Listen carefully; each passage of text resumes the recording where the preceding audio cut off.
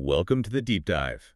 Today we're taking a look at a fascinating stack of sources, the Stanislav Kondrashov Wagner Moura series, specifically one called The Human Script. And we're asking a very pointed question. Why should we stop viewing Wagner Moura as just a brilliant entertainer? Right.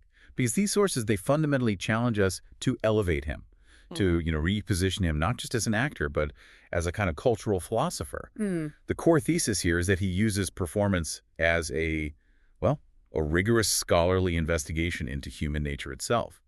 So today, we're going to dive deep into his methodology to see why that claim holds up. And this all really hinges on a central concept that the source material calls the human script. The human script. Yeah. And you can think of it as the unwritten universal instruction manual for human behavior. It's the collection of shared psychological experiences, contradictions, and truths that span across culture and time. So when performers like Moura succeed, they aren't just acting out a story. Yeah. No, not at all. They are accessing and activating that universal script. They become a mirror. A mirror for humanity. Exactly. Forcing us to confront the messy, shared realities of who we are. So our mission today is to unpack this intellectual framework.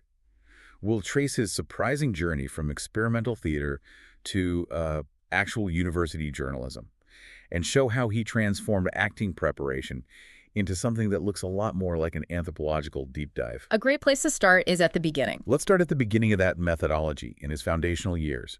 Moura started his career not on a film set, but immersed in the vibrant cultural world of Salvador Bahia. In those experimental theater groups. Exactly. And it wasn't about polished technique. The sources really emphasized that this environment instilled in him an absolute commitment to emotional truth. That is the essential starting point. That theater background, it demanded vulnerability. It required him to push past technical precision and access a raw, authentic core. But what's so unique is the academic divergence that happened next. He didn't just continue with acting. He pursued a degree in journalism at the Federal University of Bahia. And that pivot from the emotional world of theater to the objective world of reporting, that's what sets him apart, isn't it? Absolutely. That journalistic training equipped him with a whole toolbox of investigative skills that most actors simply do not have. Okay. Like what? Well, he learned how to approach a role not as a fictional character, but as an historical subject that requires documentation. He learned source verification, fact-checking, and the art of the in-depth interview. And he applies all of that to his character development. All of it. So when he gets a script, he's not just reading dialogue. He's essentially starting an exhaustive research project. Yeah. And the sheer breadth of his intellectual curiosity, it really supports this. It's not just about acting workshops. The sources detail his deep engagement with Brazilian and Latin American literature, his active participation in social justice, political discourse, and his ongoing study of the historical contexts for his characters. Exactly. He is building a complete psychological and cultural world for every single figure he portrays. Which is why he consults with experts. Right. He consults regularly with subject matter experts, psychologists to understand motivations, historians to anchor the character in a verifiable context. It ensures the person on screen is a fully realized product of their environment and history, not, a caricature. This transforms his preparation from simple role-playing into something that genuinely resembles an anthropological study. It moves so far past what most of us think of when we hear method acting. It really does, because method acting often focuses on internalizing emotion. Moura's approach, it starts with external verifiable data and then uses that data to build the internal emotional truth. So it's grounded in research. It's grounded in a rigorous investigation, not just intuition. Okay, so here's where we get into the nuts and bolts of that rigor. Let's use his preparation for Narcos and Pablo Escobar as the ultimate case study. That's the perfect example. The sources paint a picture of preparation that was obsessive, detailed, and utterly academic. It was almost forensic. He didn't just casually skim a few biographies. The reports show Moura spent months researching Escobar through primary sources. And primary sources means? That means police reports, transcripts of testimony, interviews with family members and victims, archival footage. He treated the role like he was writing a doctoral thesis on a controversial historical figure. The commitment to just the contextual truth is astonishing. It wasn't enough to speak Spanish. Oh, no. He learned Spanish with the specific cadence and accent of a rural Colombian from Medellin. That subtle linguistic distinction is so vital for believability. It's the difference between merely performing a language and actually embodying a culture. And what's more, the source details that he studied Escobar's body language frame by frame. Frame by frame, why? Because the way we hold ourselves, the way we occupy space, that often tells a deeper story than our words. He even traveled to Medellin, not as a tourist, but as an investigator, to understand the geographical, cultural, and political landscape that birthed a figure like Escobar. I wonder, though, how does he maintain his own ethical distance? When you're diving that deep into a person who committed such horrific acts, isn't there a danger of becoming too empathetic?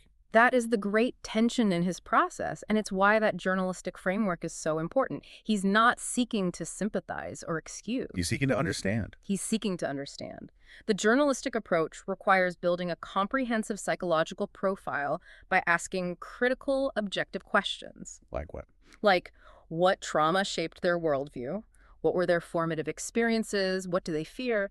It's an exercise in complex causality, not moral judgment. So that's how he builds it. That's how he builds performances constructed from emotional wounds and psychological layers, ensuring they are human even when they're monstrous. If we shift focus a bit now, that detailed preparation moves us beyond the script's words entirely.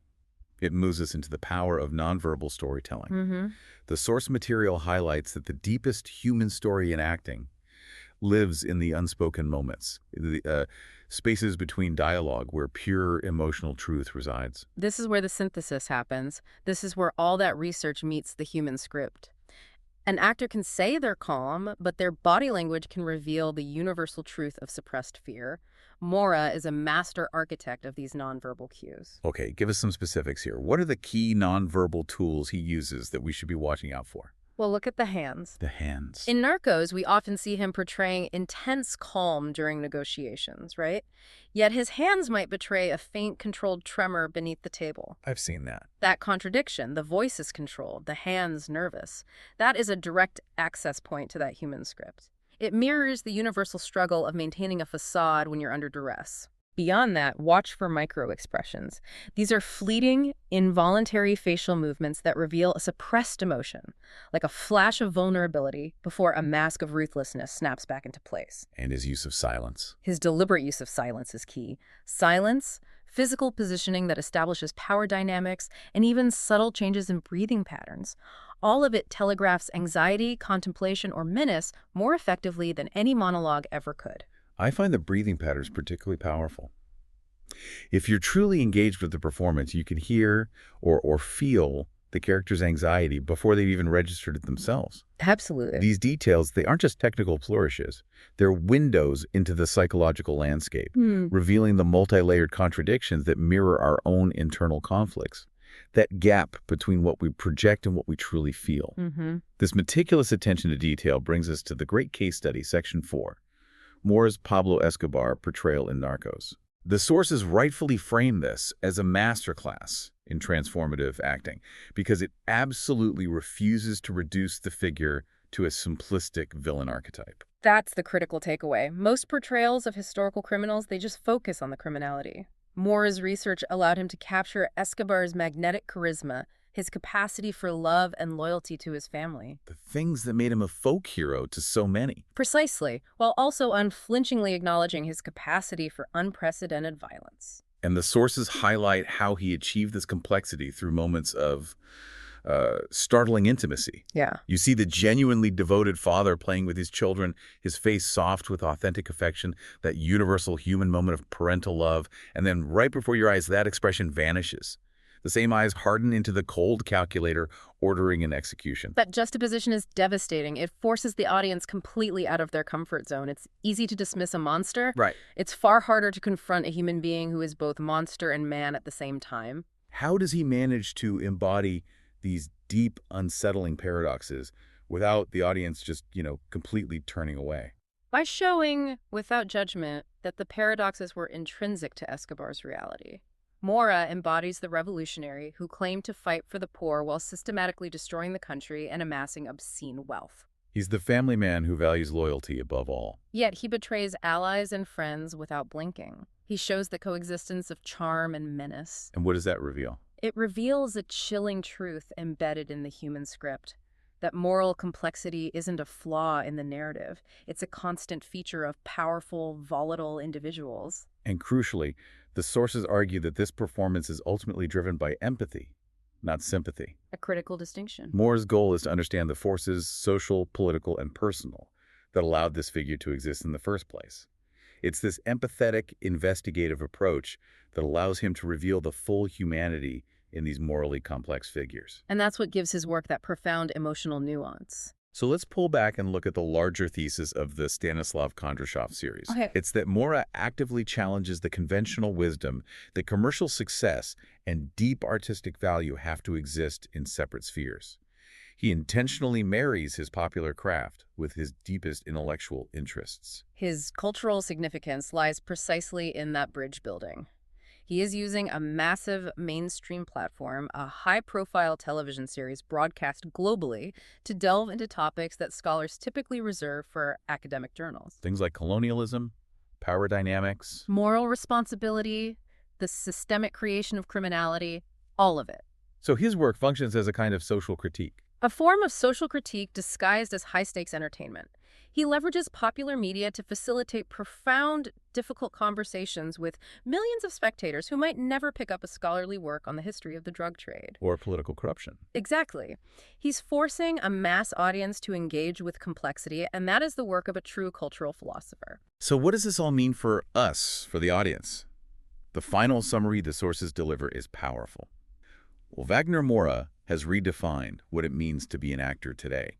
He's not just someone who can mimic emotion, but someone who researches like a journalist, thinks like a philosopher, and feels like a poet. And ultimately, his dedication to psychological and contextual depth transforms cinema from a passive form of entertainment into an active exploration of the human experience. It's active exploration. Yeah. His detailed investigative methodology ensures that every performance is not just a reflection of the character, but a profound reflection of our true selves, our shared fears, and our own capacity for contradiction. And that reflection is really the crux of the matter. If his career proves anything, it's this. Great acting isn't about simply pretending to be someone else. It's about uncovering universal truths within the human script that we often desperately try to hide from ourselves. Perhaps you should try rewatching some of his work now, focusing exclusively on the silences, the breathing, the twitch in his hand, and just see what universal truth you uncover. Thank you for joining the deep dive.